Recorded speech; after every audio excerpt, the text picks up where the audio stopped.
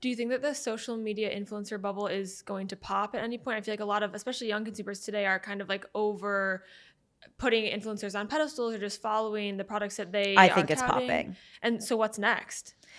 I think that people that are like interesting and experts and multi-hyphenates are like the next thing. Like Okay. all the brands I'm working with, I'm obviously like leading them to water, but I don't even really need to because they're like, oh, I'm doing a launch dinner, but I don't want like archetypal influencer person there that's like hawking 5 brands on their stories in a day.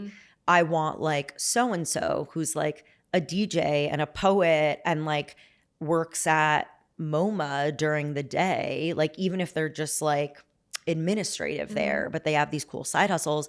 Like I want that person with like 7,200 Instagram followers and 10,000 TikTok followers like at my dinner and then like multiply that person by 15. Like I think that there's a larger movement toward who actually represents the customer that is going to be shopping my product versus like who has the most followers and is the loudest person in the room. And brands are on board with that as well. They're understanding the push. They're saying it to me. Like it's kind of a mutual agreement. And then how are consumers reacting to that? Have you seen that move sales with the customer or clients that you're working with? Or what's been like the biggest push to really get people, like you said, in such saturated industries today, what's making people buy?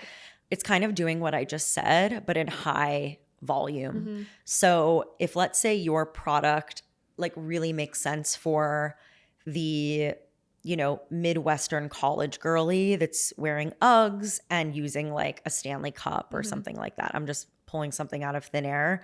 And she's using like an e.l.f. lip gloss and like investing in Rhode when like she gets, you know, some extra babysitting money in like that she babysits on the weekend in college. Like you have to get very specific about like who's your customer. It's not just working with like 15 of her a month on TikTok. It's like 150.